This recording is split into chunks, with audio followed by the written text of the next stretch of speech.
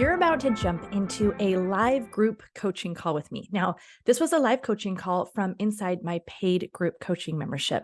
This platform, this membership, it's specifically designed for business owners who are ready to reach six figures, but they want to do it effectively and efficiently. In other words, they want to cut out the wasted time and not get stuck in ineffective tactics.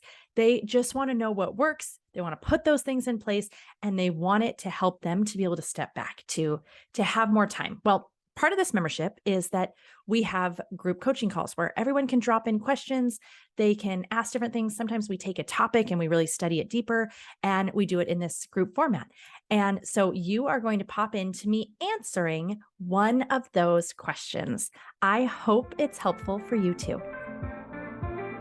I don't know if there is a single one of us who hasn't felt stuck, that like just mentally stuck. If you haven't either, you're just super, super new in business still, which that's awesome. You're like in the honeymoon stage. Just love it and hold on to it. Or you're just not being honest with yourself, maybe, because we all have times where we feel stuck. And the first thing I thought of when I saw this question is there is this sign that used to be in Alaska back in like the 60s, I think. And as you were entering Alaska, it would say, choose your rut carefully. You'll be in it for the next 200 miles. And the idea was that there were these grooves in the road, these ruts that had been formed, and you couldn't get out of them. You were in them, you were stuck. And so it was this idea, right? You better choose the rut you're going to be in wisely. You better feel good about it because you're going to be in it for a while. What happens when we don't like the rut we're in, though? What happens when ruts can work for us? There's certain things that we can do almost as a discipline, which from the outside could potentially look like a rut, but it's making your life simpler.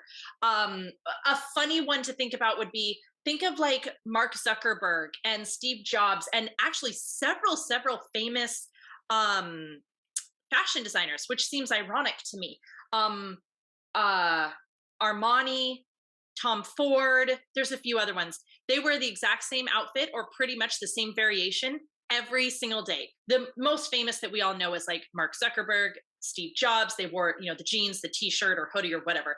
Every single day they didn't think about it. But there's a ton of fashion designers who do the same thing, which, come on, there's irony there when you are a fashion designer, but you yourself choose to wear the exact same thing every single day. Why do they do that?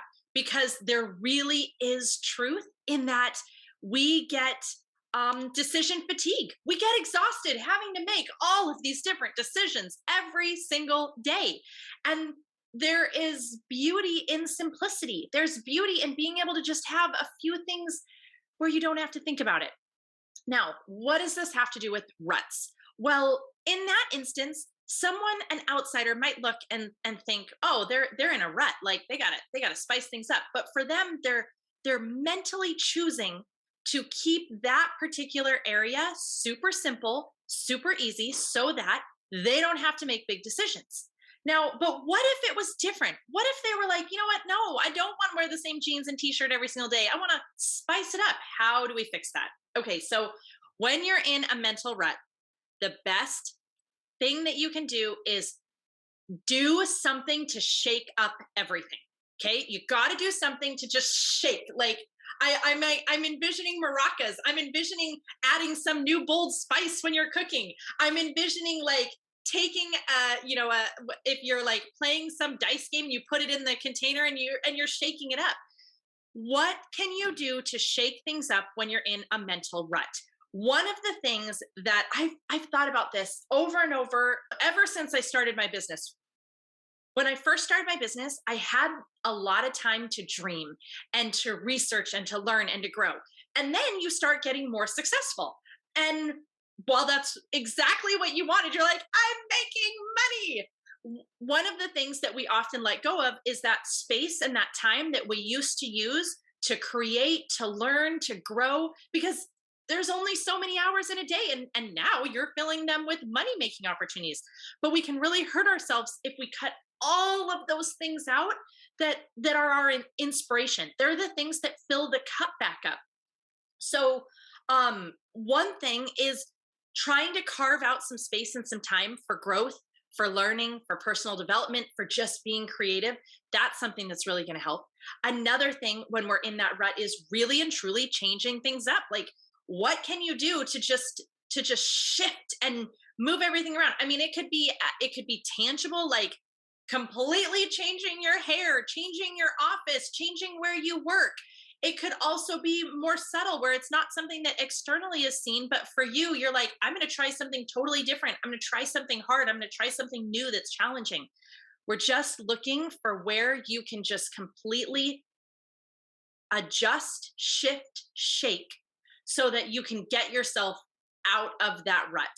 Um, so as we're thinking about and considering like the mental ruts when we get stuck into them, look and ask yourself, have I gotten into a place where I'm doing the same things over and over and over? It's just this repetition, this monotony is maybe kind of how you're starting to feel. And so you're missing the spice, you're missing the novelty. I don't know if you remember it all the way back when you first started Growth Getters and the 7-day productivity power up and doing the assessment. One of the things I asked you was, do you have novelty in your life? How much are you introducing novelty? And I talked about how little kids, they have to experience new all the time. Like, they don't get a choice. Every single year they're in a new classroom. They're learning some new skill, whether it's time to learn how to go potty on the big kid potty, or it's ride a bike, or it's navigate middle school, or it's learn how to open a locker. Oh, that one killed me. Or it's, entering high school, trying a new sport, trying a new activity. Think about how a child's life is. Novelty is around them 24/7, whether they want it or not. Novelty is there. And yet we talk about and we celebrate the childlike wonder. Now think about your days. Think about your life.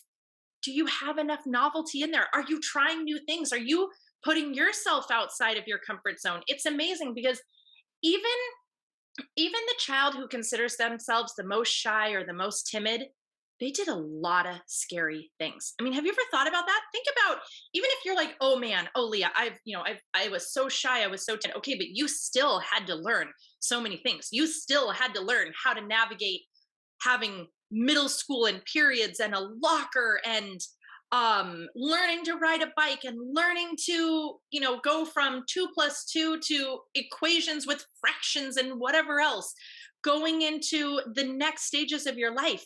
You have the proof that you can do hard things, that you can be brave, and that you can be challenged. Your life has already proven that. So if you're in that mental rut, if you're feeling stuck, look for where you can find some novelty, where you can shake things up, where you can try something new, put yourself in an uncomfortable situation.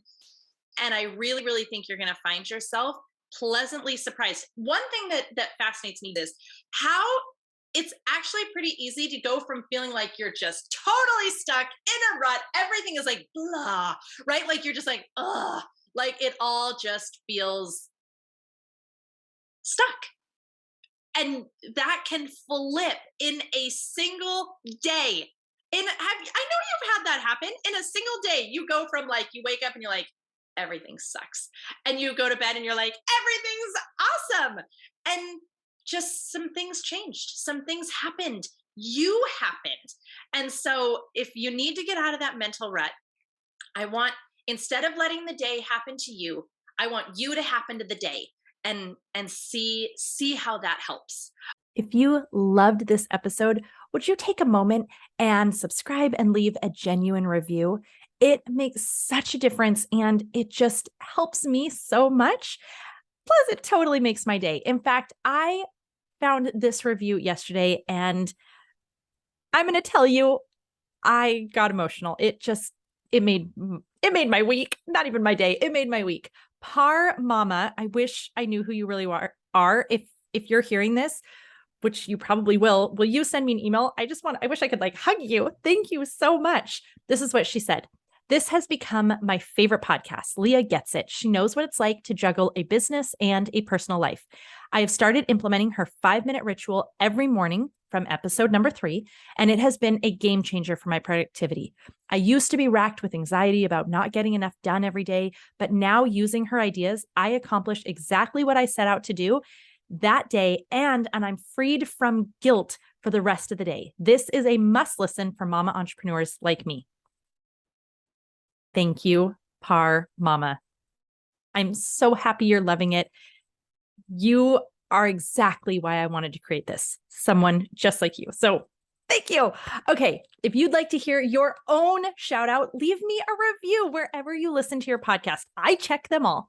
I am Leah Remillet, and this is the Balancing Busy podcast, here to help you replace busy with better so that you can have a business and a life that lights you up.